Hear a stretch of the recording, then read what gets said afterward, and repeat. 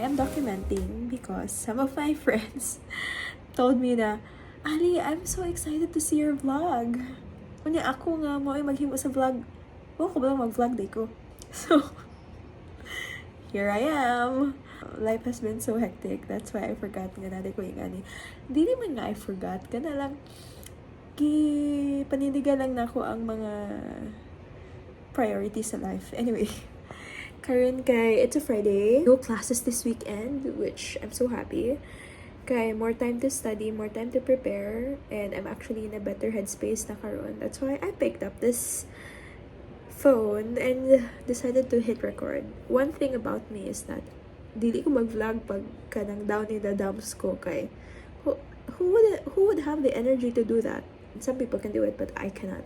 So anyway, karon kay what am I doing? I am doing such a very, very interesting task. It's so satisfying for me to do this at the end of every semester before the exam. So every exam, wait, ako na ipakita. Since the world began, I do this before exams. I have like a running list of all the coverage, all the chapters I read. At the end of every semester, before the bi-monthly exam, I make a summary of everything that I need to study. So this is the topic and this is the specific chapters na dayon. So this one is for the first bi-monthly. I have the topics here, I have the date, I have the coverage, and also if there's a space, I put like little quotes here and there or memes. It's both a frustrating task, but it's actually so satisfying for me to do it.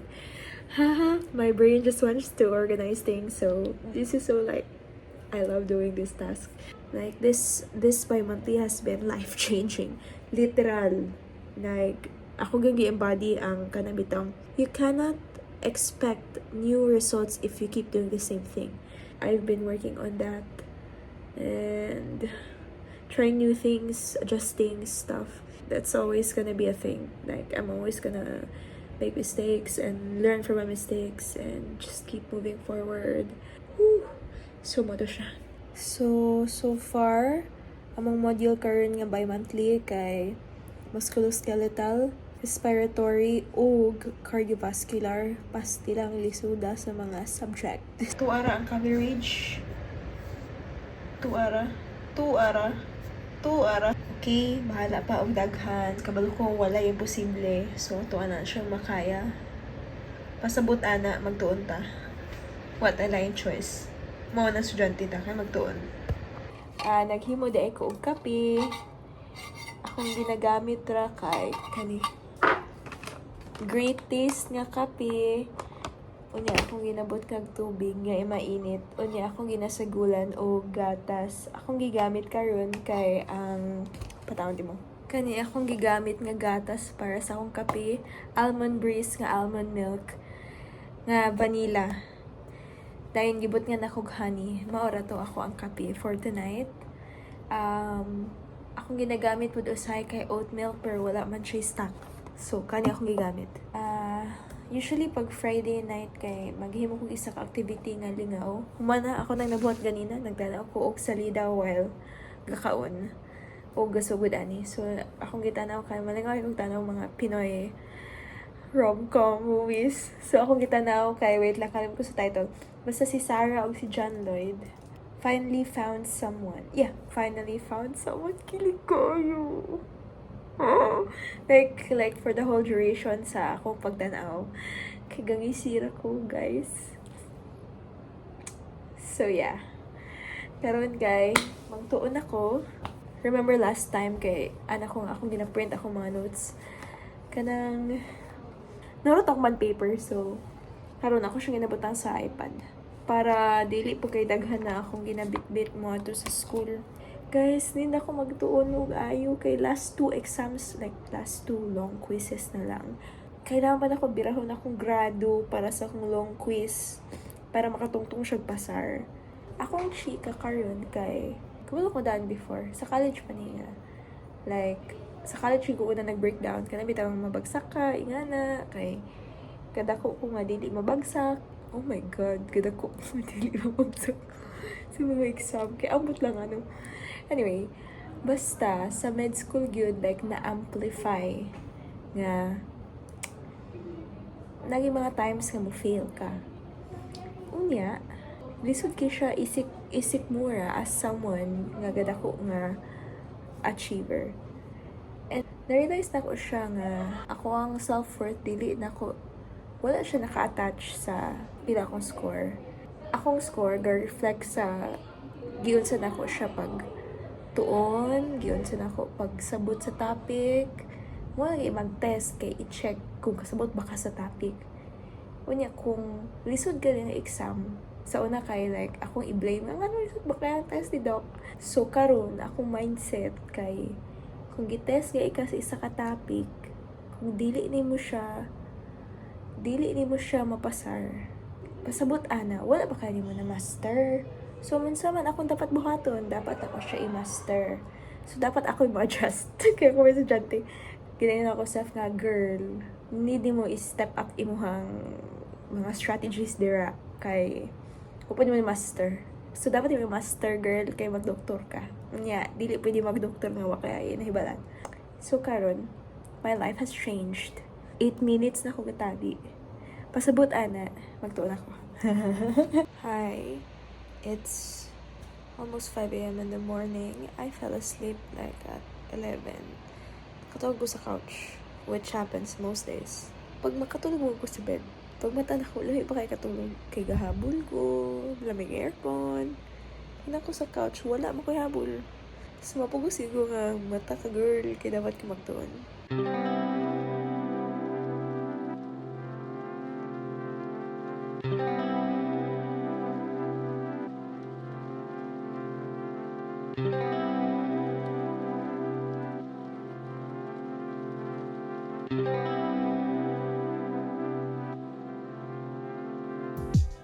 Magandang hapon sa ating lahat. Ako ay nag-aaral.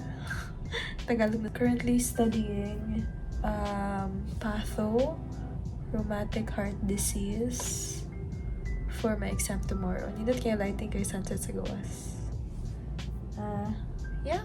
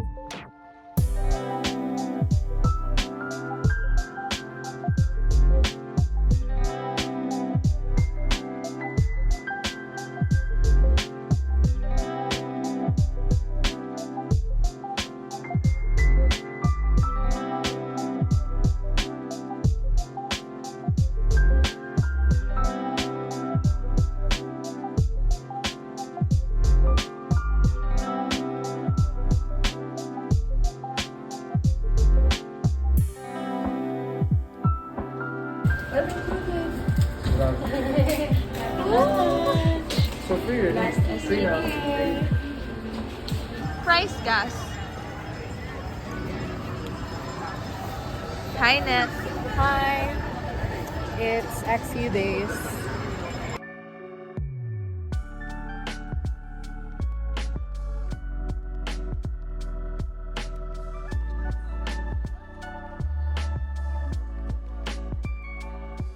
Wow.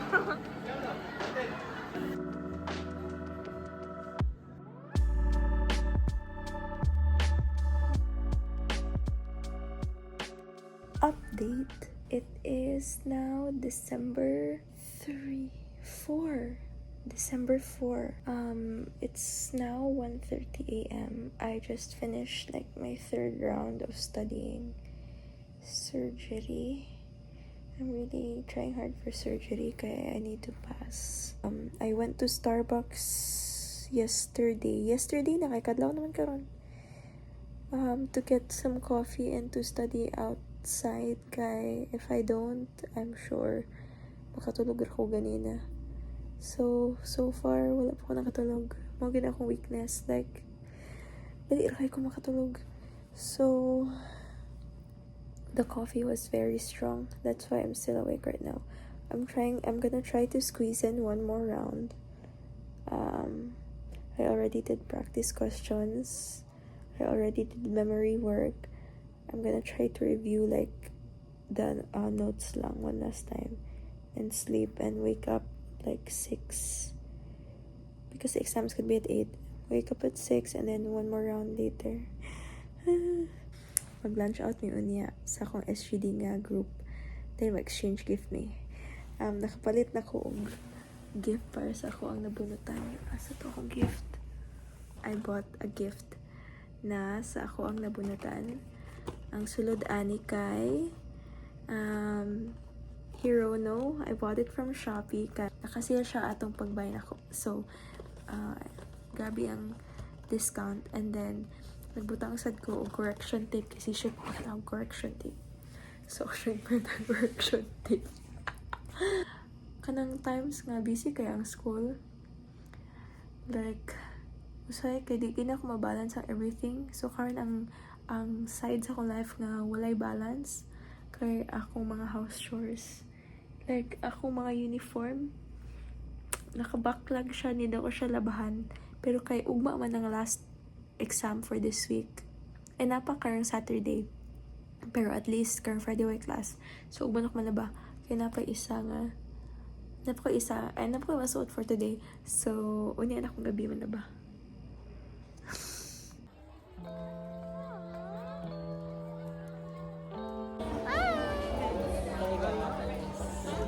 This is Jam. Gawak mi, padog mi magpa-clearance. Habit na ko na Sam. Pila na lang ka days to save the Sam, salvage everything.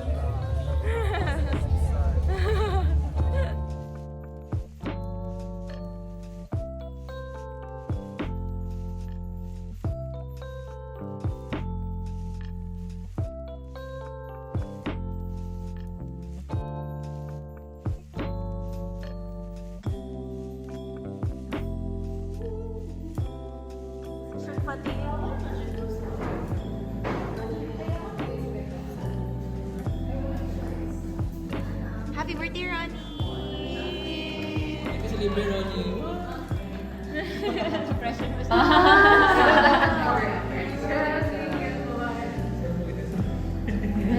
Stretch good and cheese.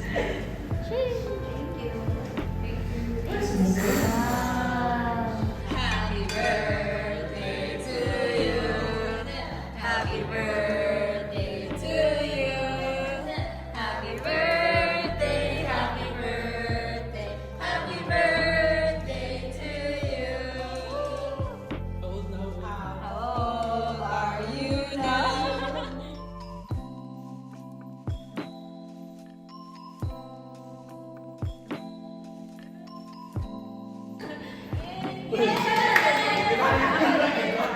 If promoter for a fun should be around. Cigars. Card. Sige.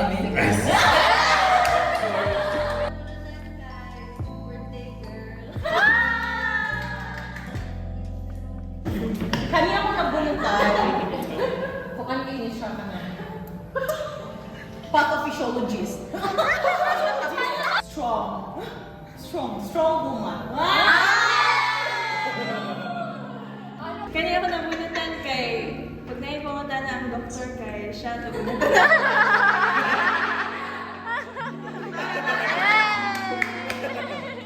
Prayer leader natin.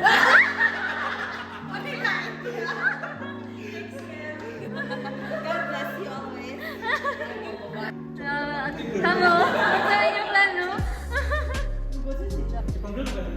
Pero feel ako kaya nakabunot ko sa name ni Kevin, pero di ko sure if third time ito.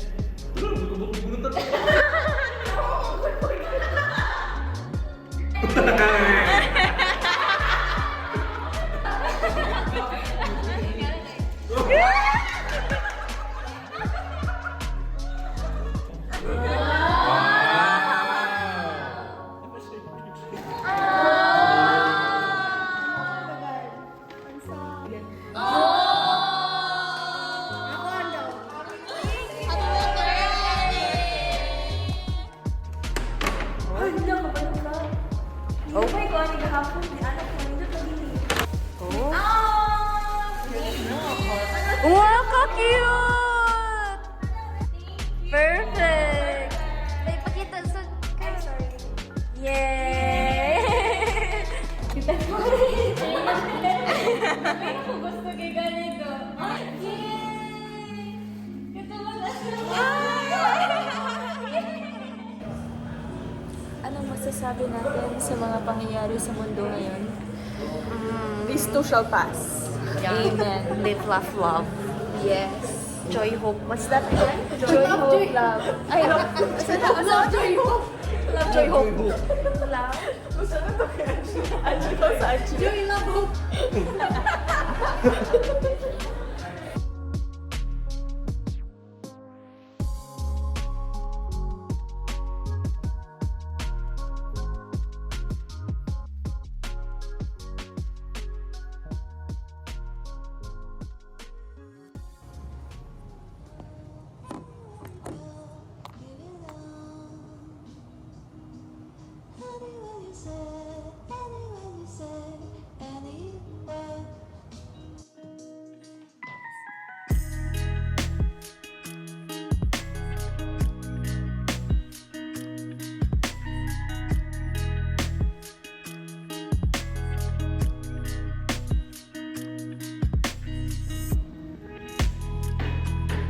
Of BP, if there are no signs of acute hypertension-mediated organ damage, the patient is in hypertensive urgency. But if there is presence of hypertension-mediated organ damage, it is a hypertensive emergency.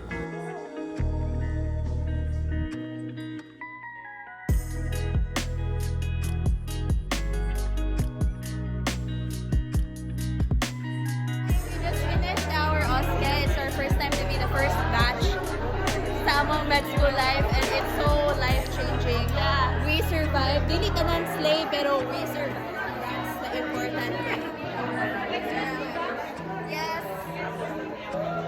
There are mga people.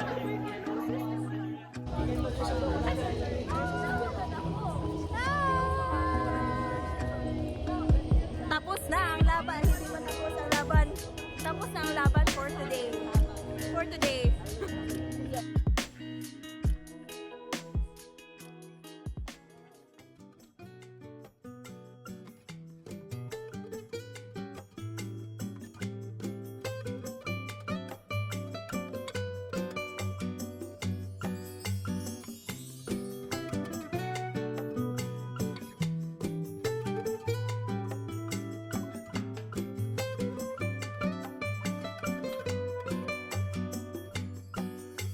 Hello, I'm home now.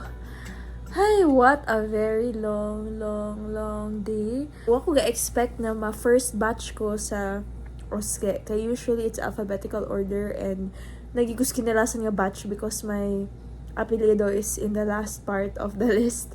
But today, first batch ko. And na-shock ko kaya wala ko ga-expect nga kami ang unang lalaban sa sabak sa laban today. I just did my best. Naagi mga stations, for example, like, ang prescription writing, wala na ko ka-remember sa dosage sa kadaghang tambal. Unya, sa normal values sa hema. Pero the rest, murag, nailaban natin. I don't know sa ECG, napukoy wrong ato, I think. Ay, kaya naman ko yung unmanned stations. Then, ang manned stations na yung doctor nga na diadto mag-physical exam or mag-history taking. Ito ko na mawi sa ako ang mga history of physical exam. Like, ikiligay ko, ingnan ko, very good doctor. You got the diagnosis. Like, oh my God, doc, are you sure? Na-realize ako nga, wow, I can watch Wicked tonight. It's the only time I can watch it without anything to think about. And so I watched it on my own. It was my first time watching a movie on my own. How does it feel? It feels great. I literally shed some tears. Like, yan ako, pagkata sa for good. You know, the more days I'm here in this stage of my life, the more I choose to see joy in whatever it is that can be joyful. Bahala pag na yung mga mistakes or na yung mga pagkukulang. Like, ako na lang gina-choose nga to see the good. Char! So, I'm really grateful that I survived. And that I continue to show up every day. Thank you to the Lord for the provision and the unending grace. I wouldn't be here without Him, truly.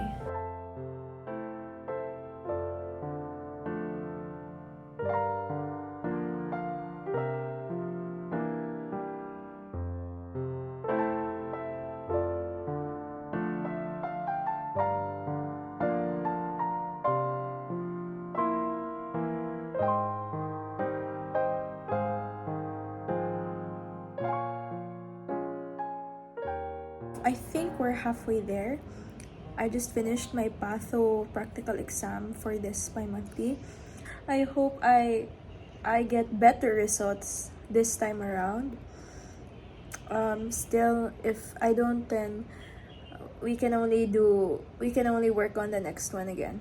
The days just keep blending into one another. And when I look at my countdown, I can't believe like it's like 3 days more, 4 days more until we're done. So I'm just taking it one exam at a time. I'm trying to like be on my own side, really. I'm not like sabotaging myself anymore because what's the point? So yeah. Just keep showing up on my homepage sa YouTube and wala na ako na-watch pa kay I haven't seen Wicked, and now I watched Wicked last weekend. I can finally like watch it and understand their, okay.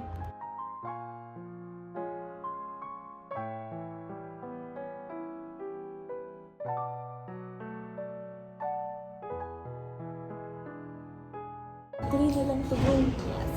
Paborito naman today is 2.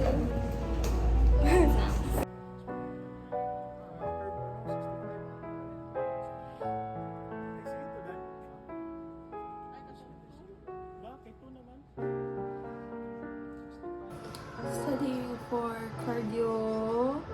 It's 1:41 a.m. and the exam is going to be at 8 a.m. today.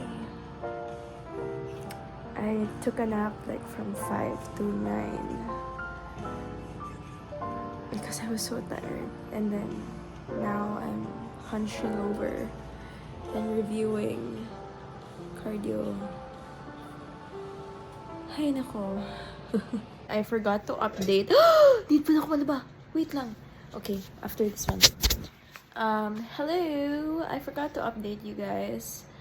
I have 2 more exams left tomorrow morning, surgery, and sa afternoon kay FCM. It's now 7 p.m. Tuliroy! I'm studying for surgery right now while watching Cam and Her Cats. That's my favorite study with me this season so far. I ate scrambled egg with cheese and leftover rice for snacks because I was so hungry. And now I know tonight I'll be hungry again at around like 8-ish or 9-ish. So, siguro kasi kailangan magpapalit ng food kaya na siya sa... Ayan. Yeah, I'm so excited for this semester to be over. Like, do we even want this to be over? Yes, we want this semester to be over and rest and recuperate and do our hobbies. I'm so things that really push me to like get this over with and finish is to get to do the other things that I do in this life aside from studying. So yeah, I'm looking forward to more. I'm so excited because after the exams, we'll be having a get together with friends and just relax and hang out, even if like we have one more requirement, which is our portfolio, which is due next week, I think. So yeah, let's go guys. 7 in the morning kay cardio kana ang coverage isa ka page. Pila na ka chapter wala ko kabalo na ako gihap pero thank you Lord, we survived. I did my best. I want to like finish every exam knowing that I did my best, and it really takes a lot of effort for me to condition my mind and really hype myself up and be assured and remind myself and assure myself that nothing is impossible with the Lord. I can do all things through Christ who strengthens me. For surgery, I have 4 topics. I have wound healing, surgical infections, burns, skin, and subcutaneous tissue. Naman ako sa half, I think. And then I'll review the half in a bit din manabadar ko.